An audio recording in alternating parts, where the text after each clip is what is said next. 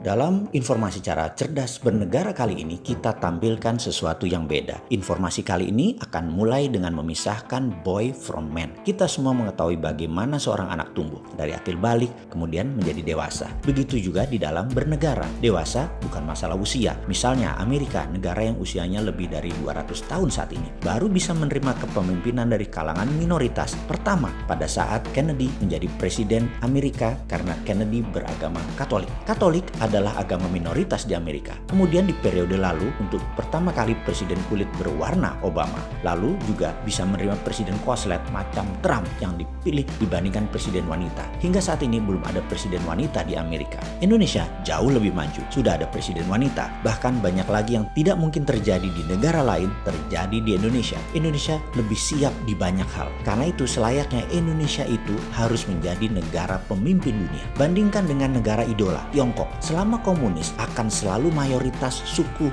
Han yang pasti jadi pemimpin. Catatan, negara Tiongkok tersebut baru terbentuk, People Republic tersebut belum ada 100 tahun. Kemudian sebuah prediksi gila dari si Sontoloyo ini yang berani mengatakan Tiongkok akan menjadi negara demokrasi terbesar di dunia, di mana di tahun 2030 ke atas Tiongkok akan mengadopsi demokrasi karena kalau tidak akan ditekan ekonominya oleh dunia. Akan ada pemilihan demokratis di tingkat wali kota dan gubernur di sebuah wilayah.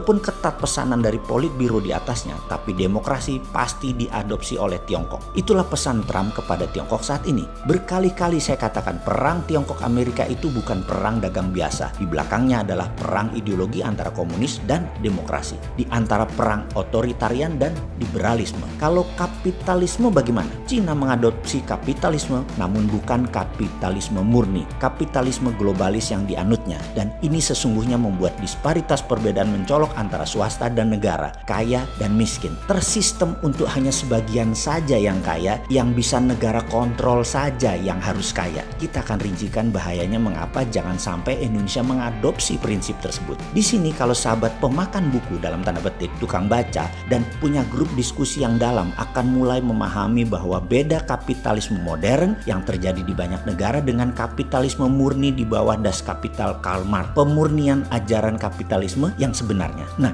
buku Karl Marx kan pegangan ideologi komunis. Itu kapitalisme murni. Pertanyaan sekarang, berapa kali kalian baca Das Kapital buku tadi? Belum pernah kok komen sih. Ilmu kok katanya sih. Kalau kelola negara mau memimpin rakyat, ilmu nggak boleh katanya. Ribuan buku hadir dalam 10 tahun terakhir harus Anda baca. Bahkan kehadiran buku baru tersebut aja, walaupun Anda baca nih ya, belum tentu bisa menganalisa mengapa ByteDance yang punya TikTok bisa meledak di dunia dan Zoom bisa menjadi pilihan dari ratusan aplikasi sejenis. Zoom tetap nomor 1. Kita akan menjelaskan secara retail ya, bagaimana TikTok diciptakan. Artificial intelligence yang memacu adrenalin anak di bawah 25 tahun dipelajari 3 tahun secara mendalam sebelum membuat aplikasi selama 2 tahun sebelum diluncurkan 2 tahun yang lalu. Jadi sudah 7 tahun perjalanan panjang TikTok tersebut dengan mengubah atau bahasa sainsnya mengengineering minat seseorang. TikTok bukan memenuhi maunya pasar, tetapi pasar minatnya diubah sesuai maunya TikTok. Kehadiran TikTok mengagetkan Microsoft, mengagetkan dunia. Yang saat ini Microsoft menjadi leader di dunia teknologi. Mereka tidak paham mengapa TikTok bisa lakukan itu. Dan mereka ingin tahu bagaimana psychological engineering tersebut bisa dilakukan. Dan ini artinya bisa mengarahkan manusia nantinya kemana saja sesuai maunya platform. Sekali lagi, dulu bisnis itu create want,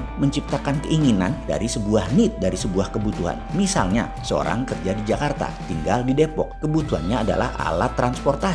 Dia saat ini naik kendaraan umum. Keinginan dia naik mobil. Maka pebisnis akan menciptakan iklan, advertising, kampanye, meyakinkan orang seperti mereka bahwa naik mobil Mercy yang terbaik, naik Toyota yang terbaik. Misalnya kalau dia Honda, naik Honda yang terbaik. Atau dia penjual Mini Cooper, naik Mini Cooper yang terbaik. Bersaing meyakinkan calon konsumen untuk memenuhi keinginan mereka, wants-nya mereka. Pebisnis tidak bisa create needs. Needs-nya ada dulu, baru mereka menciptakan wants. Namun TikTok menciptakan demand, menciptakan needs dengan didesain. Ada artificial intelligence yang mengawal setiap individu yang begitu Anda download aplikasi mereka, melihat TikTok selama 2 jam ke atas, selesai. Data Anda mereka punya. Bukan data tanggal lahir, alamat rumah, alamat email. Itu mah kuno, dunia nggak butuh lagi data itu. Sudah punya semua, sudah tuker-tukeran di atas sana. Lupakan kalau Anda sok-sokan bermain bisnis digital sebatas untuk dapat email, dapat nomor kontak. Itu ketinggalan 10 tahun, Cuk. Zaman FB, IG, Twitter, dan Google rajanya sudah diambil mereka semua.